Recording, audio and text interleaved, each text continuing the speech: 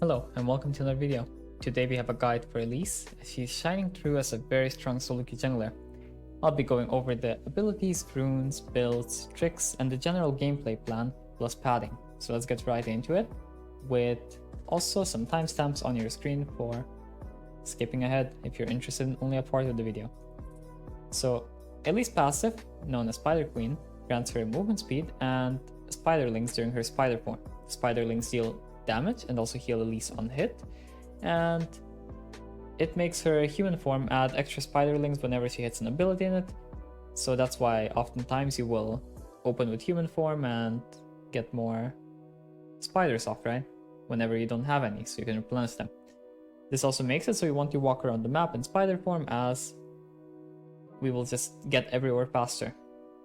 Her Q, known as Neurotoxin or Venomous Bite depending on the form, deals damage based on the target's current HP, while dealing percentage missing HP damage and also jumping to the enemy in her spider form. This ability defines her opener human form and executioner spider form playstyle even more, where we will just deal more damage that way and get rewarded for it. Her W, Volatile Spiderling or Skittering Frenzy depending on the form, yet again, sends out a spider in human form which explodes in contact with targets, and also gives us some vision and follows champions whenever it sees them. In spider form, it grants herself and spiderlings an attack speed bonus, while also acting as an auto attack reset.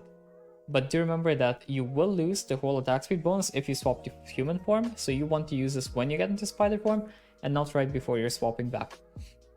Her E, known as Cocoon or Repel, is her most signature ability. In human form, it sends out a CC, which scales with the ability level, which is going to stun the enemy. So the more points you put into the spell, the longer it's going to stun for. In spider form, it allows her to vanish for 2 seconds and gives her vision. You can use this to dodge tower shots and stuff, so it's going to define her tower diving playstyle a lot. She can recast the spell to descend during the duration of it, and if she does not recast it, she descends on her original location. This is also going to be enforced if you don't have a target to recast it on. If she does recast it on an enemy, her passive bonuses are going to be increased for 5 seconds, and if you forgot already, her passive bonuses are that her passive does extra damage, or well, the spiderlings do, so she does extra damage, and also she gets healed on hit from the spiderlings, right? Her ult, spider form, human form, is, as the name suggests, just a way to transition between her forms and get the gameplay flowing.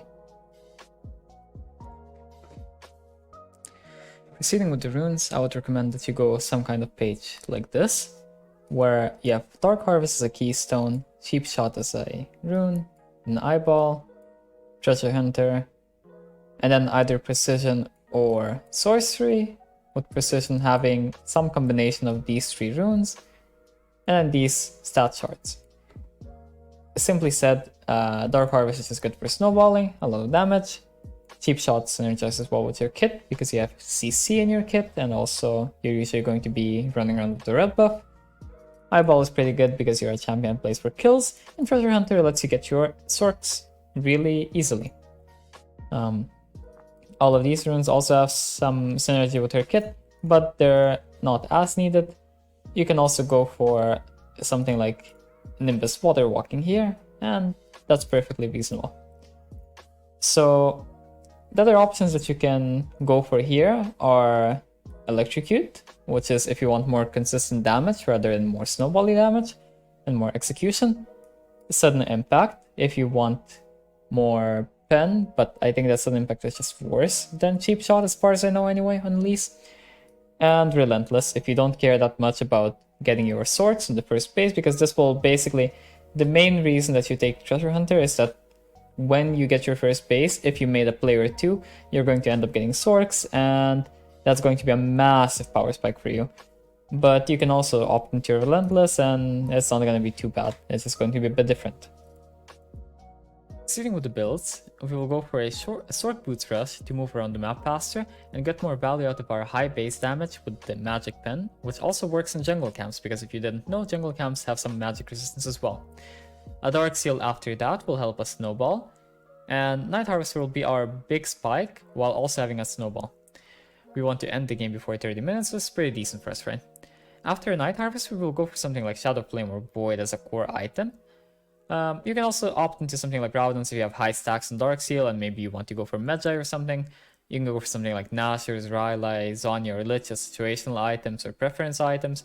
If you can find a good use case for it, it's pretty good, but if you're not really sure of when to go them, and if you can find a use, then just stick to Shadow Flame and Void. Pairing a defensive item here with Magi can be a very effective strategy because you can have a high AP value while also being very hard to kill, because if you go full AP then you're a bit easier to kill, and if you go defense then you lack a bit of damage in some scenarios.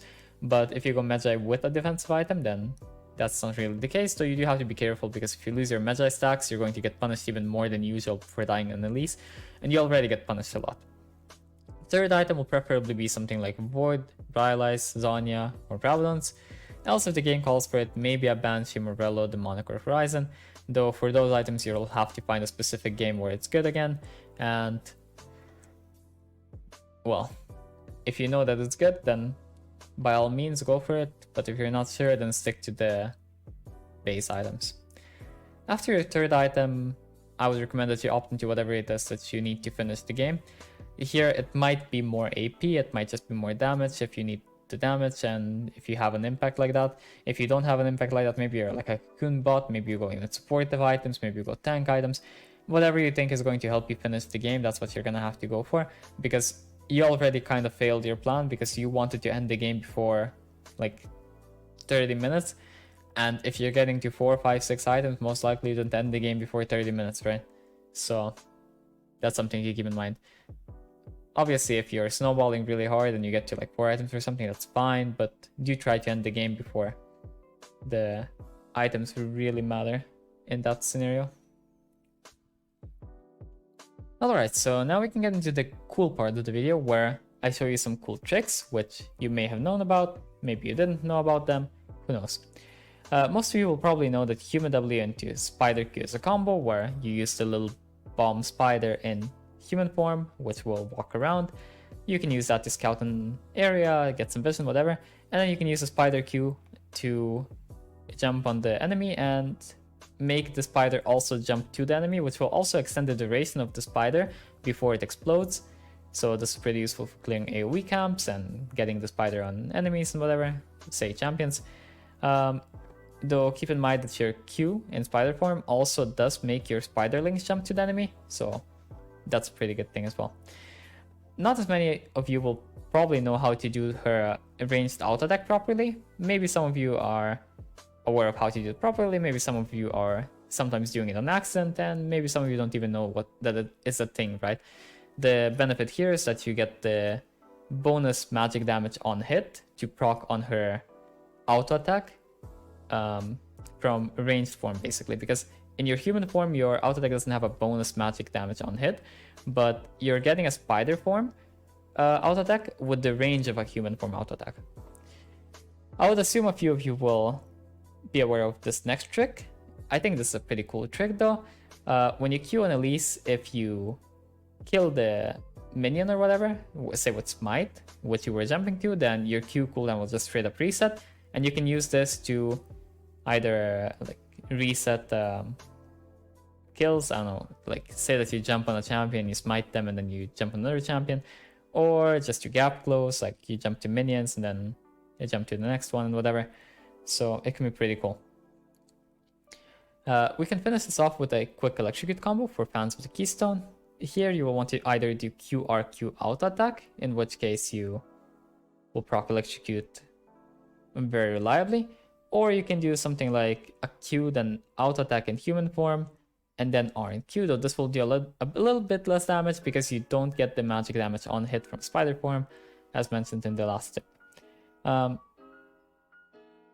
For the bonus trick of this section, I'll tell you something that I don't think many people know at all, though comment below if you did know that this was a thing, and if you were using it, even better. And if you didn't know, then do leave a like on the video. So let's get into it. Elise E is a very good spell to put self-cast on. I doubt many of you knew that, but if you self-cast Elise E, you're going to end up being unable to jump to enemy minions, to jungle monsters, to enemy champions, and whatever else on accident. So that way, whenever you're in a tough situation, you can just spam her E with the self-cast, and you're going to end up just jumping into the air and being sure that you can drop down exactly when you want to drop down. So you never die again by just randomly dropping down. For the final segment of this video, I'll talk about the gameplay side of things. If you watch my jungle guide, you will know that I advocate making a game plan, adapting from that, and then playing your own tempo. So let's look at this in a concrete example with this Chinese Elise main and Grandmaster Super Server. I will also link to him and another good Elise in China in the description. So if you want to study more on your own, you can do that as well. So he opens level 1 by warding so that he doesn't get invaded level 2 or something and he's aware what happens, or level 1 or whatever. Basically so he doesn't have any surprises, so his camps are actually there when he wants to take them, right? So yeah, that's all well and good. So we can skip ahead to when he starts clearing. So okay, we have the lanes, right? So we see the lanes. Okay, we have a Heimer Draven into a Blitzcrank Kai'Sa, which is pretty interesting. So this is a lane that we might want to snowball, because if the Draven snowballs, it could be really good. But we see in top lane, it's double melee. It's a Renekton, which is infamous for being really good with Elise, especially in dives and whatever. And then both of the top laners have Ignite. So he decided on a game plan where he tries to impact top lane early. And if he impacts top lane early, it will take very little effort for him to keep top lane back in the game after that, if anything were to happen. Because if the Renekton gets ahead, or if the enemy top laner gets ahead, most likely the one that gets ahead will end up being ahead for a really long while. Because for them to offset one of his ganks in top lane right now, it's going to take them like 2, 3, 4 ganks, right? So he's thinking of something like that, I suppose. He tries to keep his spiderlings alive here, as you can see. So he just tanks for the spiders after the spiders have tanked a bit, so that he doesn't lose DPS, and so his clear isn't worse for no reason. So we'll look at this. So he goes for 3 camps, keeps looking at lanes and whatever else, and then he decides, okay, I'm going to do 4 camps, I'm going to do my red buff, and then he wants to look for a play, right? When you're playing these champions like Elise, all the time when you're clearing, you're just thinking, okay, so I want to look for a play. When is it that I can do a pretty secure play? And what can I look for, right? So if I can't find anything, okay, I'll clear. But if I can find anything else to do, invades, fights, ganks, dives, whatever, then I'll do that, right? So here he's thinking, okay, well, I want to do something top. I really want to do something top, but there's nothing to do, right? He just doesn't see a play to make. So because he doesn't see a play to make, he uses a spider for vision, and then he just clears his Krugs, right? He just relaxes, clears his Krugs, and then he's like, okay, well, now this wave, Renekton can crash, and then after the wave bounces back, I can do what? Kill the enemy on the bounce, right? Counter gank when enemy ganks, whatever else it may be. That's pretty interesting. So now we've already seen 2 of my fundamental tips where I want you to make a game plan, and then I want you to also adapt, right? So he made his game plan. He was doing the 4 camp gank, but then after the 4 camp gank, he saw, like, okay, what is there to do in top lane, right? So because of that, he just adapted. What else can you do? So here, he's looking for a little gank. Cool. Enemy top lane shows up for, enemy jungle shows up for a counter gank, but doesn't work out for them. And okay, he picks up a nice kill. That's very cool, right? Now, I believe that he plays Treasure Hunter, and because of that, just getting these 5 camps done and the Treasure Hunter proc and also the kill ended up in him getting 1100 gold. So now he gets an easy sword boots back, and he's going to be really huge on his next base, right? So he's going to catch in that base real quick. So he gets swords in the pink, very nice base.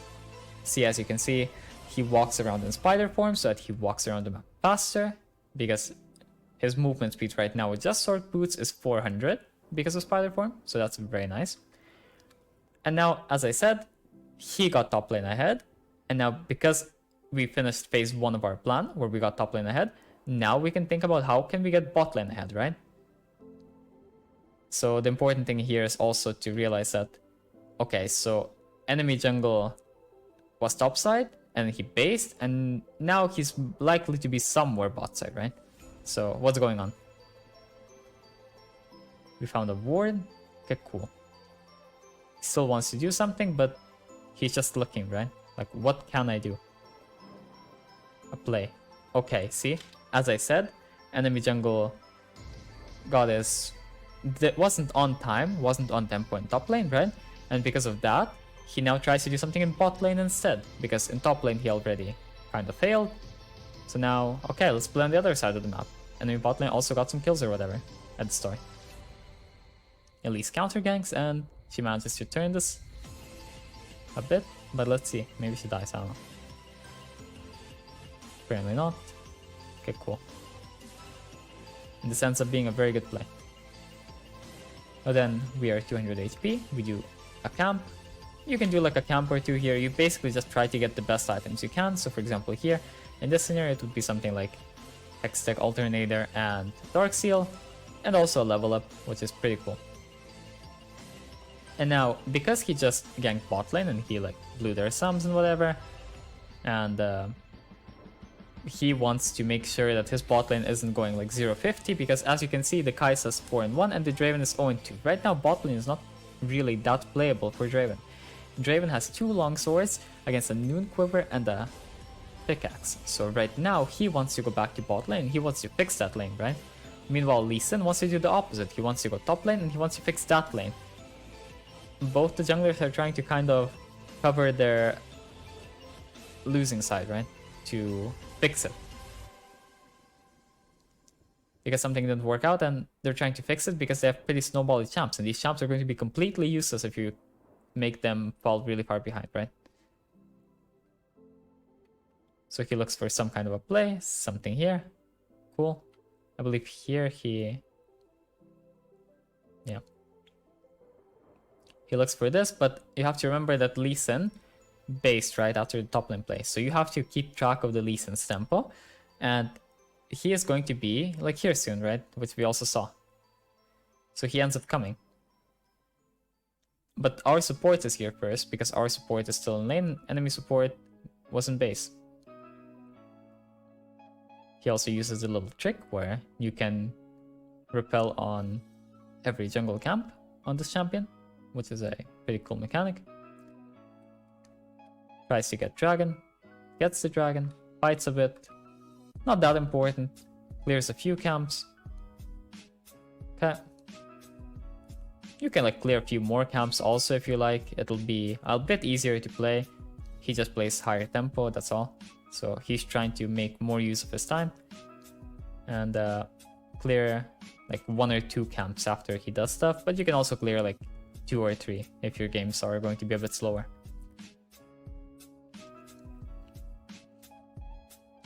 That can also be fine. Show up the fights, that's cool. And then because we try to take dragon before like 8 minutes if it's possible, right? If we make some plays. And if you didn't, and then comment. After 8 minutes we look for hero. Improved. That's our free time for hero. Or and after you get this hero, perhaps comment the game is pretty much won for you, because what you would like to see next after time. this, maybe it's okay, well, first of all, you're abusing the fact that your support has tempo, so you're like invading. But either way, this game is like really good for you. Because you're 1 fed, I'll make that. 2 got the dragon, so you're going to have a scaling win con in worst case scenario, and 3 you got the herald, which means you have a snowballing / tower pushing win con. So the game is really good for you. And basically after he kills Kai'Sa here, the game is just over, pretty much. You can watch the rest of this VOD on your own if you like. It's at 37 minutes into the VOD that I'm going to link in the description anyway. But I just wanted to show you a quick example of Elise early game gameplay.